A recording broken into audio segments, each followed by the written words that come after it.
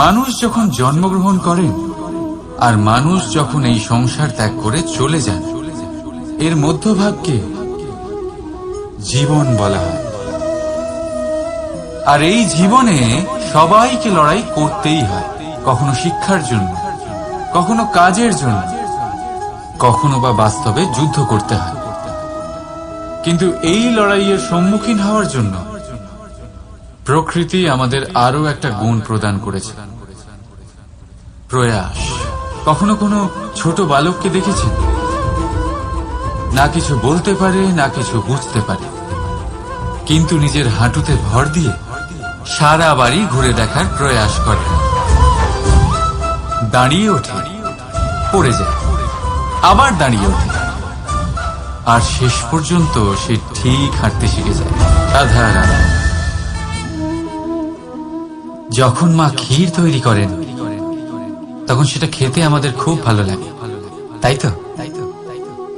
কিন্তু মা কিভাবে ক্ষীর তৈরি করেন? প্রথমে উনি ভাত আর দুধের আয়োজন করেন, তারপর মিষ্টির আয়োজন করেন, তারপর উনি আগুনের আঁচে ওটাকে রাঁধেন। সহজ, তাই না?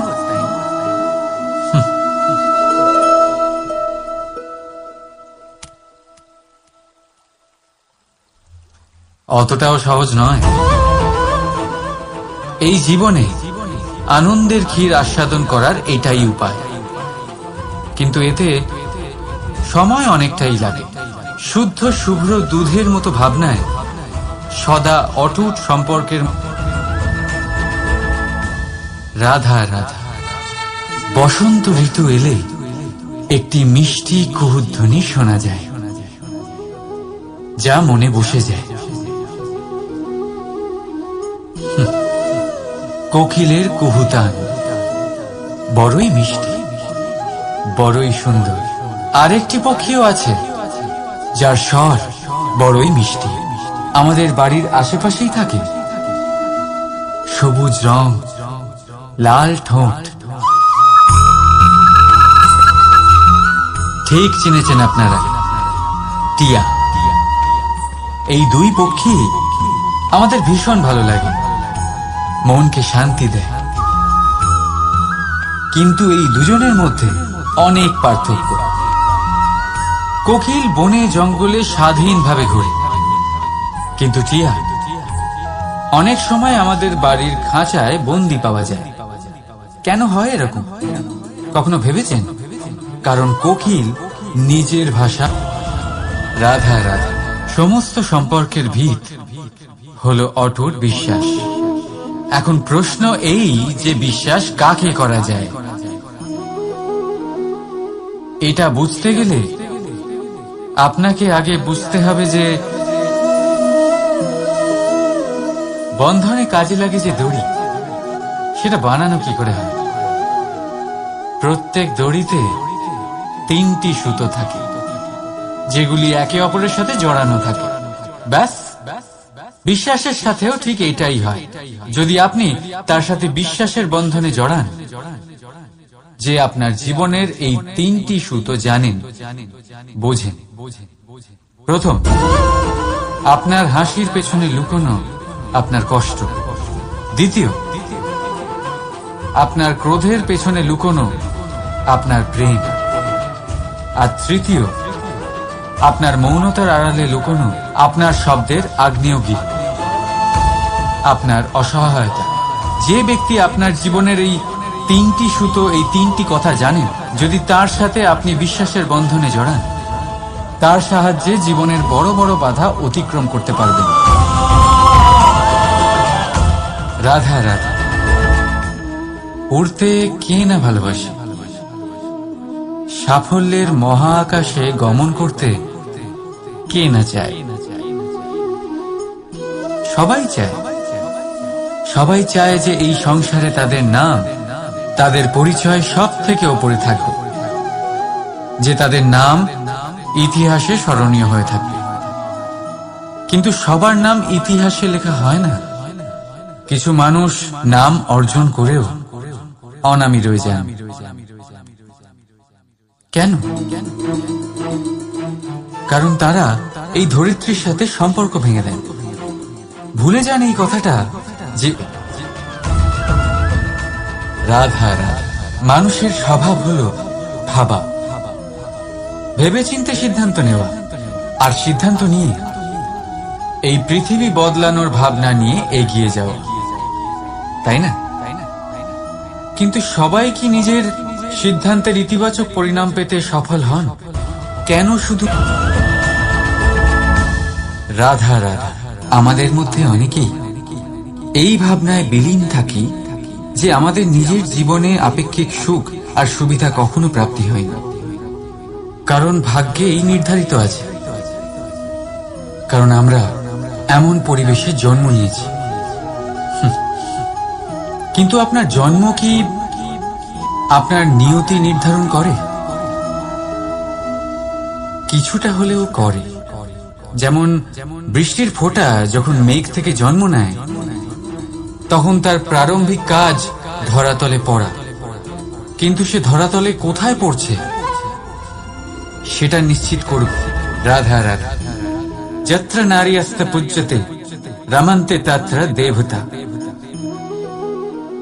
অর্থাৎ যেখানে নারীকে পুজো করা হয় সেখানে দেবতা বিরাজ করেন। আমরা এসব মানি, কিন্তু পালন কতটা করি?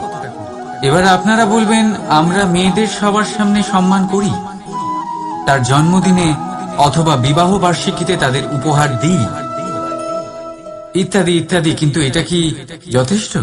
এবার ভাবুন, একজন নারী নিজের স্বামীর জন্য, নিজের পিতার জন্য, নিজের পুত্রের জন্য, নিজের ভাইয়ের জন্য কি না করেন, আর আমরা তাকে কি শুধুমাত্র একটা উপহার দিয়ে সন্তুষ্ট করতে পারি? নারীদের স্বর্ণ অলংকারের কোনো প্রয়োজন নেই, দামি বস্ত্রেরও প্রয়োজন নেই, তার চাই আপনার থেকে সম্মান, সকলের সামনেও এবং একান্তেও। তার চাই আপনার সময়, আপনার স্নেহস্পর্শ, আর একটু চেষ্টা যাতে আপনি তাকে বোঝাতে পারেন যে হ্যাঁ, আপনার জীবনে ওনার স্থান আছে, সমান অংশ আছে। তখনই আপনি বলতে পারবেন, যত্র নারী অস্ত পূজ্যতে রমন্তে তত্র দেবতা। রাধা রাধা। অনেক সময় আপনি আপনার মাতা পিতা, আপনার হিতৈষী বা আপনার শুভাকাঙ্ক্ষীর মুখে এটা শুনে থাকবেন যে ওর ওপর কুনজর পড়েছে, ওর কুনজর শোধন করো, এইটা করো না, না হলে কুনজর পড়বে, এরম সাজসজ্জা করো না, ওটা পড়ো না, পড়লে কুনজর পড়ে যাবে। আর কেউ কেউ এই কুদৃষ্টি দূরীকরণের উপাচারও করে। লঙ্কা পুড়িয়ে ধোঁয়া দেন, প্রদীপের আগুনে কুদৃষ্টি দূর করে, কালো টিকা লাগান, আরো কত কিছু করেন। ঠিক আছে, কিন্তু আমি কুনজর মানি না। আমি মনে করি যদি মন পবিত্র হয় তাহলে কোনো কুনজর আপনার কোনো রকম ক্ষতি করতে পারবে না। ঝড় এলেও শুধুমাত্র সেই বাড়ি ধুলোয় ধূসরিত হয় যার জানলার আবরণ দুর্বল। ঘূর্ণিঝড়ও কেবল সেই দেওয়ালই ভাঙতে পারে যার ভিত অত্যন্ত দুর্বল। আর আপনার ব্যক্তিত্বের ভিত হলো আপনার চিন্তাধারা, আপনার দর্শন। একই পরিস্থিতি, একই প্রেম ভরে বলুন রাধা রাধা। আপনার জীবনেও কি সমস্যা রয়েছে? অবশ্যই থাকবে। প্রত্যেকের জীবনেই সমস্যা থাকে। প্রত্যেক মানুষ জিজ্ঞাসাও করেন যে এই সমস্যা আসলে কি আর কেন আসে এ জীবনে। আপনাকে একটা কথা বলে দিই যে সমস্যা আসলে সেটা নয় যা আপনার পথে বাধা সৃষ্টি করে, বরং সমস্যা হলো সেটাই যেটা আপনি তখন দেখতে পান যখন আপনার একাগ্রতা আপনার পথ থেকে, আপনার লক্ষ্য থেকে সরে যেতে থাকে। আর এই সমস্যাগুলি দূর করার জন্য, এর সমাধান করার জন্য একটাই পথ আছে, নিজের সমস্ত ভাবনা আরো একবার একাগ্র করুন নিজের পথের দিকে, নিজের লক্ষ্যের দিকে। আপনার সমস্ত ভাবনা যদি কেন্দ্রীভূত হয় নিজের লক্ষ্যে, তাহলে এই সমস্যা দূরে থাকবে। যদি এরকম না হয়, যদি আপনার মন একটু অন্যদিকে চলে যায়, তাহলে এই সমস্ত সমস্যা আবার সামনে চলে আসে আর বাড়তেও থাকে। দেখুন, যেখানে আপনার লক্ষ্য রয়েছে, বান যদি সেখানেই চালাতে হয়, তাহলে দৃষ্টি তো সেদিকেই রাখতে হবে। তবেই তো আপনি সেই লক্ষ্য ভেদ করতে পারবেন। সেই জন্য মনে রাখবেন, সর্বদা লক্ষ্য রাখবেন নিজের পথে, সেই পথেই সামনে এগোতে থাকুন নিজের লক্ষ্যের দিকে। আপনি যত সামনে এগোতে থাকবেন, এই সমস্যা তত পিছিয়ে যাবে। তাহলে আসুন, আমার সাথে ভালোবেসে বলুন, রাধা রাধা। এই পাখিরা সত্যি খুব সুন্দর, আমার খুব ভালো লাগে। আপনি নিশ্চয়ই শুনে থাকবেন যে কিছু পাখির কাছে ডানা অবশ্যই থাকে, কিন্তু উড়তে পারে না। তারা চায় উঁচু আকাশে উড়ে বেড়াতে এবং মেঘেদের সাথে কথা বলতে, করতেই পারে না। এবার এই সংসারেও পাওয়া যায় ঘুড়িও। এদের মধ্যে না জীবন আছে, না প্রাণ আছে, আর না আছে ডানা, কিন্তু এরা আকাশের সাথে কথা বলে, হাওয়ার বেগের সাথে কথা বলে, আনন্দ করে, উৎফুল্ল হয়ে ওঠে। আকাশে জীবনের কিছু মুহূর্ত কাটায়। তার কারণ কি হতে পারে? কারণ হলো সুতো।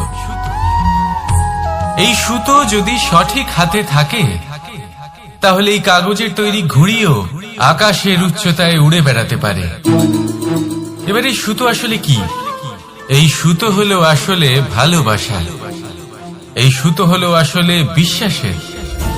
আর এটা আপনি দিয়ে থাকেন তাদের হাতে যাদের আপনি বিশ্বাস করেন, যাদের আপনি নিজের সর্বস্ব দিয়ে দেন। ভেবে দেখুন, এই ভালোবাসা আর বিশ্বাসের সুতো আপনি যদি সঠিক মানুষের হাতে দিয়ে দেন, তাহলে আপনি অনেক উচ্চতায় উঠতে পারবেন,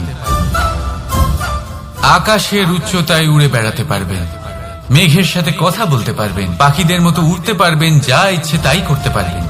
শুধু এই মানুষ সঠিক হতে হবে, এমন একজন মানুষ যার মনে আপনার জন্য ভালোবাসা রয়েছে, এমন এক মানুষ যার মনে কোনো স্বার্থ নেই, যিনি পরোপকারী, এমন একজন ব্যক্তি যিনি আপনার অস্তিত্বকে বাইরে নিয়ে আসতে পারবেন, তাকে উজ্জ্বল করে তুলবেন।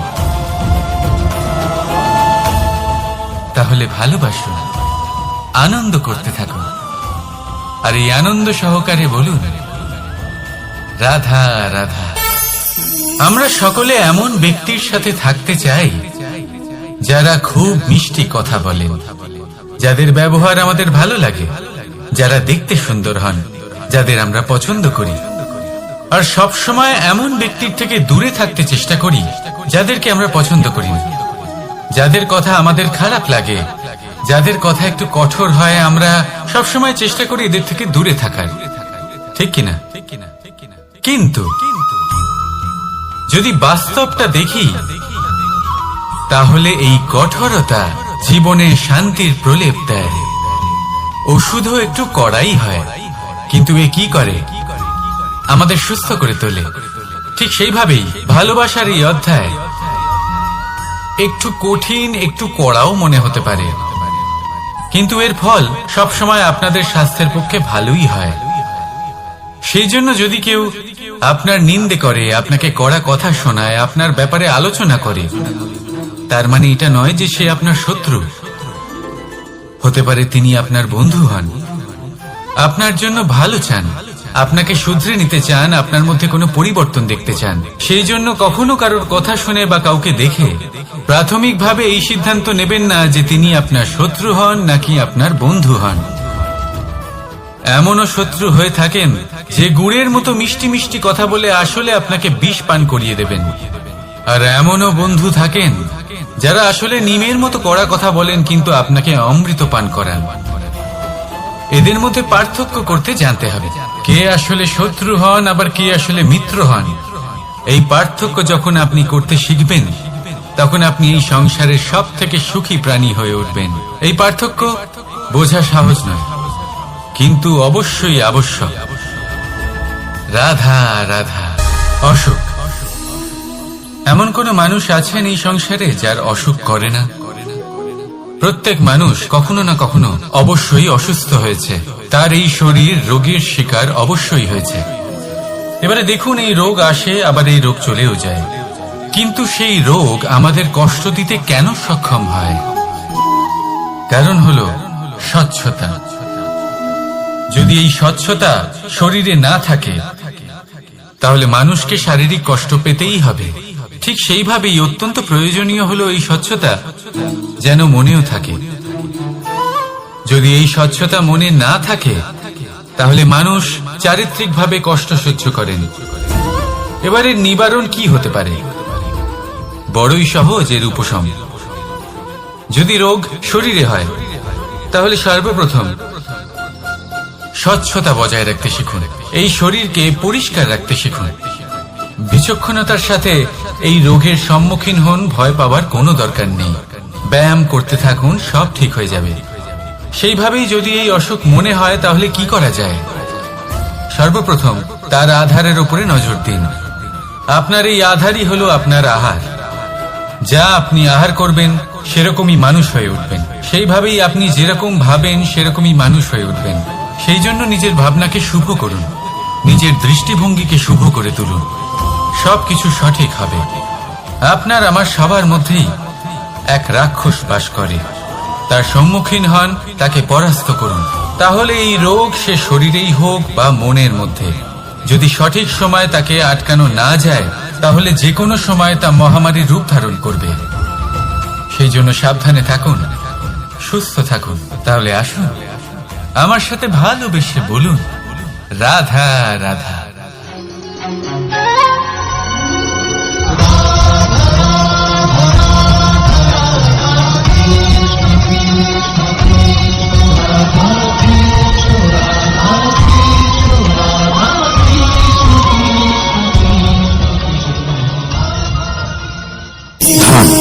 সম্পদ, ঐশ্বর্য, মানুষ হয় নিজের সৌভাগ্যের দ্বারা এগুলো লাভ করে থাকেন বা কর্মের দ্বারা।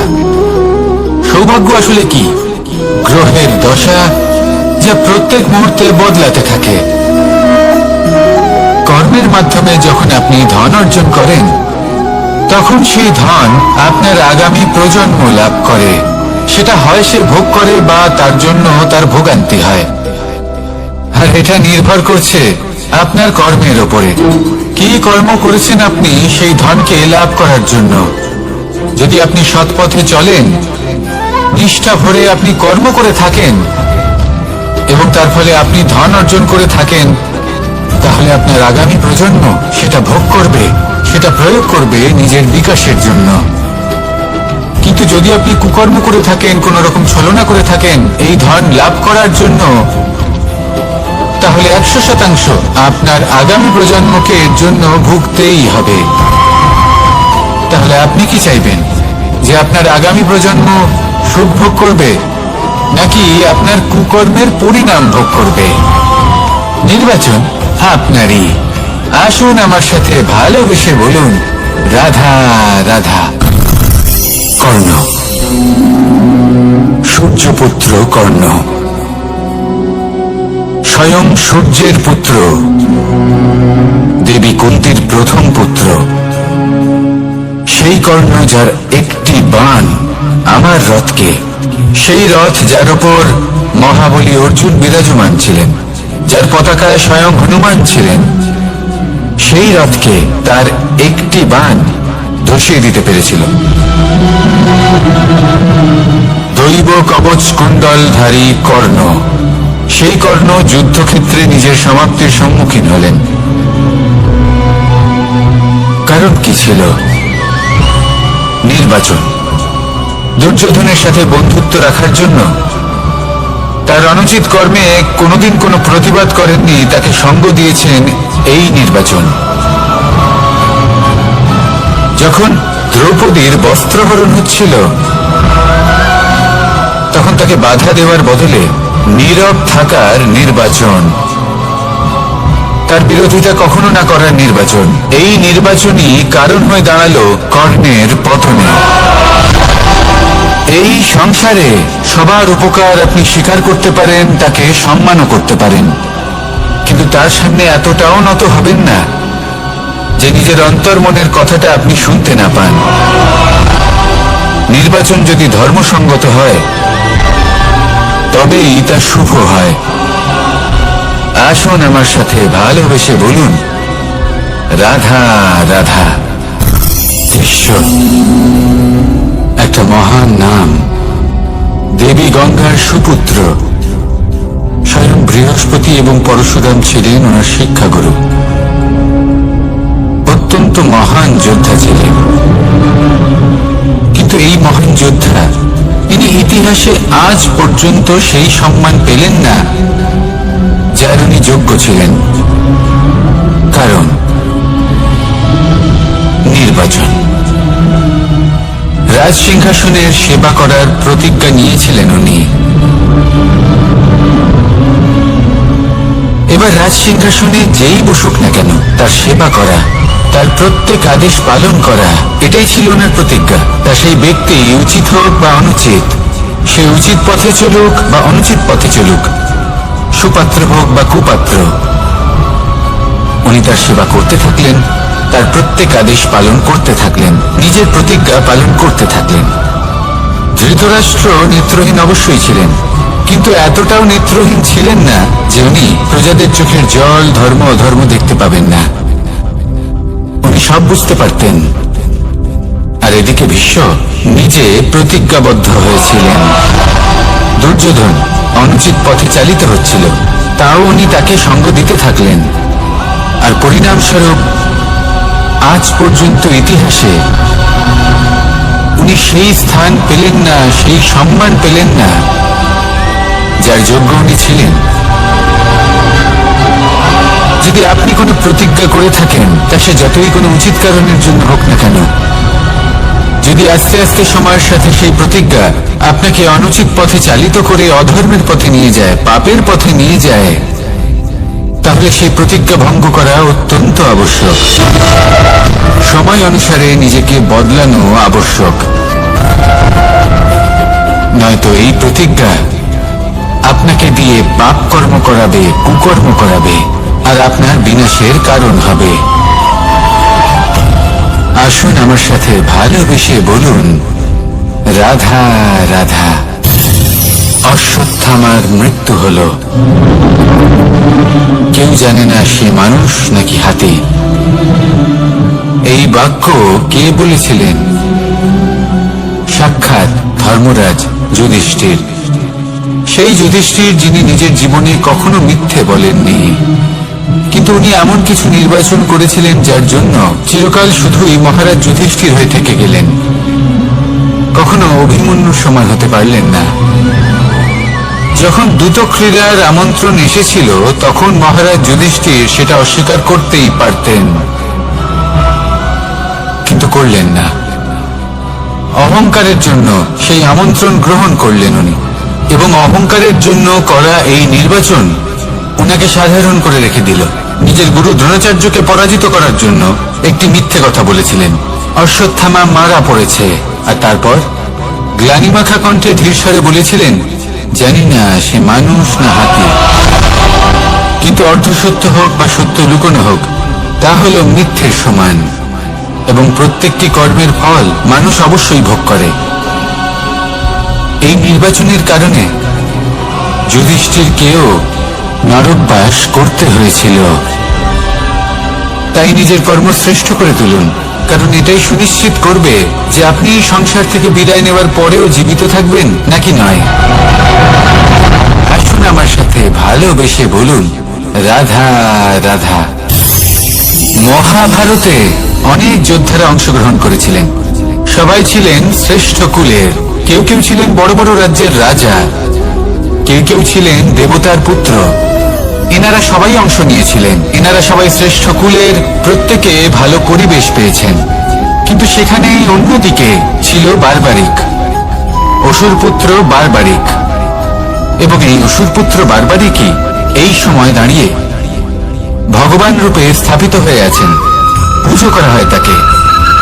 কারণটা কি? নির্বাচন। বারবারিক একটি দ্বন্দ্বের মধ্যে ছিলেন। ঠিক যেমন প্রত্যেক যোদ্ধার জীবনে দ্বন্দ্ব এসে থাকে, তখন সে কি নির্বাচন করবে সেটা হলো অত্যন্ত গুরুত্বপূর্ণ। বারবারিকের কাছে এত শক্তি ছিল যে একটি মাত্র বাণ প্রয়োগ করে সবাইকে নাশ করতে পারত। দ্বন্দ্ব ছিল একটাই, যে ও নির্বাচন করতেই পারছিল না কোন পক্ষ হয়ে যুদ্ধ করবে। ওর নির্বাচন ছিল এটাই যে ও কোনো পক্ষের হয়েই যুদ্ধ করবে না, বরং নিজের মস্তক সে দান করবে। আর এই কর্মের কারণে, এই নির্বাচনের কারণে আজকের সময়ে দাঁড়িয়ে ওকে ঘাটুশ্যাম রূপে পুজো করা হয়। মনে রাখবেন, শুধু আপনার ব্যক্তিত্ব গুরুত্বপূর্ণ নয়, আপনি কোথা থেকে আসছেন, কোন কুলে আপনার জন্ম, শুধুমাত্র সেটা গুরুত্বপূর্ণ নয়। সব থেকে বেশি গুরুত্বপূর্ণ হলো আপনার কর্ম, আপনার নির্বাচন। আসুন আমার সাথে ভালোবেসে বলুন, রাধা রাধা।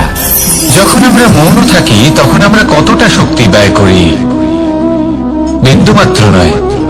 সেখানেই যখন আমরা রুষ্ট হই তখন আমরা কতটা শক্তি ব্যয় করি। আমাদের রক্ত গরম হয়ে ওঠে, চোখ থেকে যেন অগ্নি বর্ষা হয়, আমরা চিৎকার করতে থাকি, জোরে কথা বলি, কখনো কখনো আমরা অনুচিত কর্ম করে বসি। সবকিছুই ক্রোধের বশে করি। এবার এই ক্রোধকে মৌনতায় পরিণত করতে হবে।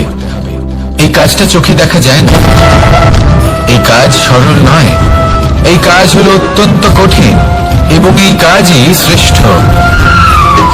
সেই ব্যক্তি শক্তিশালী নন যিনি কথায় কথায় ক্রুদ্ধ হয়ে যান, কথায় কথায় যিনি আক্রমণ করেন। আজ্ঞে না, সব থেকে বেশি শক্তিশালী ব্যক্তি হলেন তিনি যিনি নিজের ক্রোধকে মৌনতায় পরিবর্তন করতে পারেন, যিনি শান্ত মনে পরিস্থিতিকে বোঝেন, তার আকলন করেন আর তারপর বিবেকের দ্বারা সিদ্ধান্ত নেন। তিনি হলেন সব থেকে শক্তিশালী ব্যক্তি।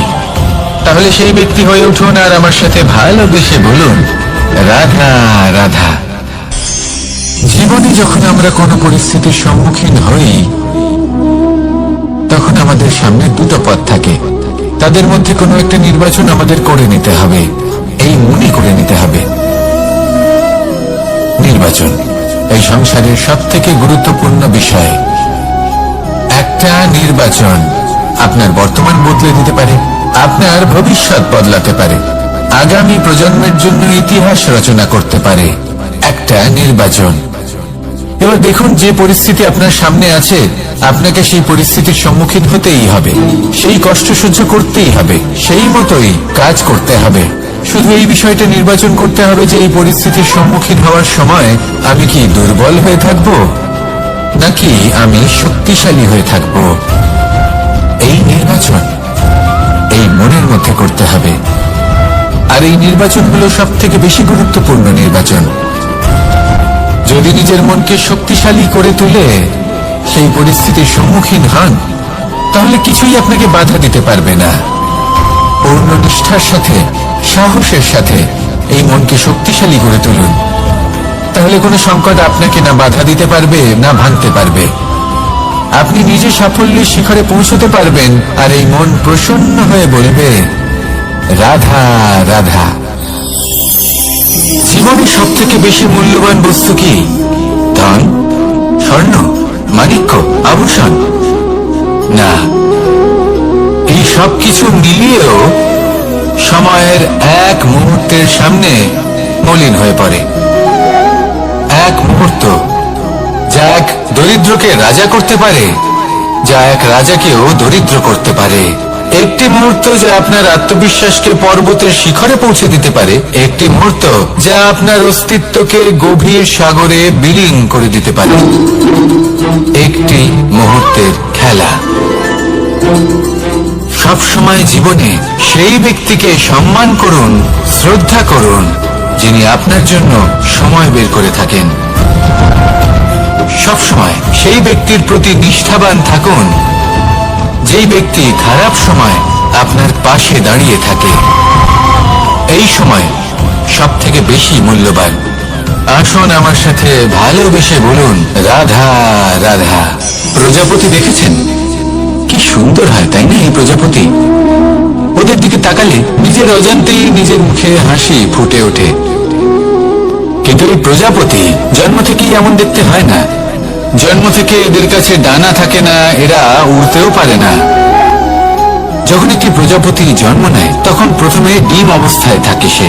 আস্তে আস্তে সেই কবচ সে ভেঙে ফেলে, খুব পরিশ্রম করতে হয় তাকে। তারপর কীটের আকার ধারণ করে সে চলতে থাকে, অনেক কষ্ট সহ্য করতে হয়, অনেক পরিশ্রম করতে হয়। তারপর তার রূপ বদলে যায়, তারপরে তার ডানা গজায়, তারপরে সে উঠতে পারে। এই নিরন্তর পরিশ্রমই সাফল্যের মূল মন্ত্র হয়।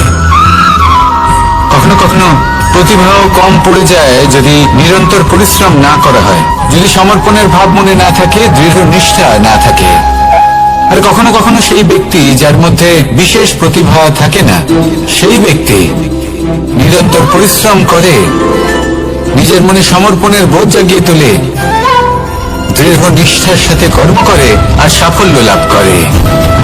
সেই জন্য আপনি জীবনে যেখানেই পৌঁছে যান না কেন, নিরন্তর পরিশ্রম করতে থাকুন।